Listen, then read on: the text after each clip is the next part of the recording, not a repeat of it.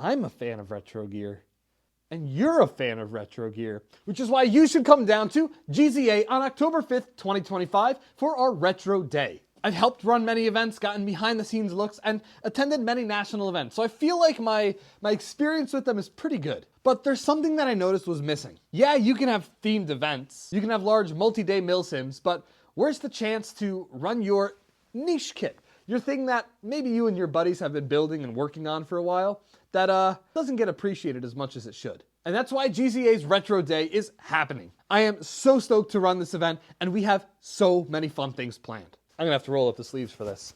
First and foremost, it's not just gonna be a normal gameplay day. We're gonna kick it really old school, going back to the Tet Offensive in the 1960s in Vietnam, all the way to the invasion of Panama and capturing Noriega, to the dusty streets of Mogadishu, Somalia for a Black Hawk Down experience. If you're familiar with how GZA runs things, it's a standard style op in that gameplay kicks off right at 9 and goes until about 4 o'clock. I would recommend you show up very early for this event and carpool if you can, because I'm assuming parking space is going to be limited. This is going to be the big October event. Now let's dive a little bit more into the weeds of things. I mentioned that this will have multiple different phases throughout the day. So what kind of kit can you bring? And truthfully, anything you want to wear.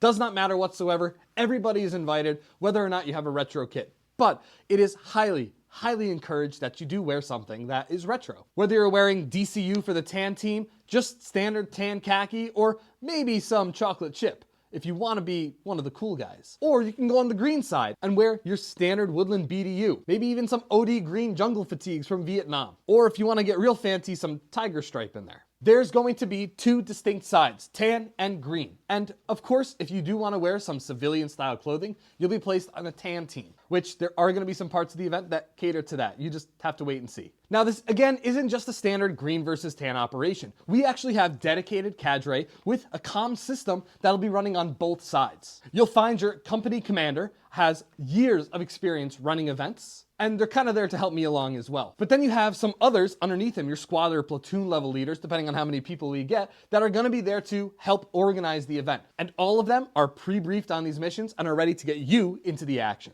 And it's more than just action. It's immersive action. Some of our cadre are going to be doing costume changes, and you can absolutely do that as well. If you want to dress like an NVA for the 1960s, being on tan team, and then go for a Delta operator during the Black Hawk Down segment, you totally can, as long as you keep it within that team. No jumping from green to tan and vice versa. We want to keep things relatively equal. So with that being said, couple of notes. Can I wear different camos for my buddies?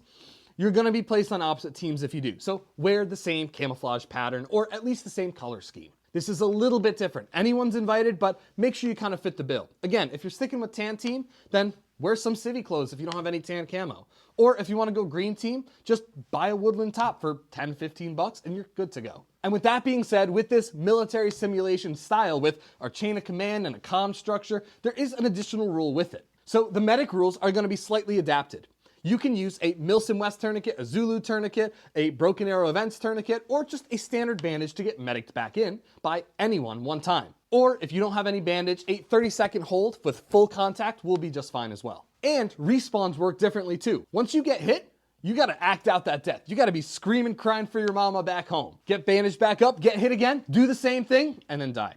Give it about 30 seconds. We're not gonna be too hard on this rule, but we all wanna get into the feel of the event. And then you can go back to respawn, where you're gonna need 4 people to be at that respawn point to head back out. That's right, it's a group respawn. So when you roll back out, you're not just wandering into the woods, you're still part of a dedicated group. And not to mention the objectives. We have hardcore objectives like capturing pilots, transporting ammunition, capturing HVTs, and more. You'll just have to stay tuned for it. And with that being said, I am so stoked for this event, and I cannot wait to see you guys there for the Retro Day. Tickets are going to be $40 at the door. You can show up with cash or card. Get there well before 9. More details to come. This is The Gear Locker. We'll see you there, baby.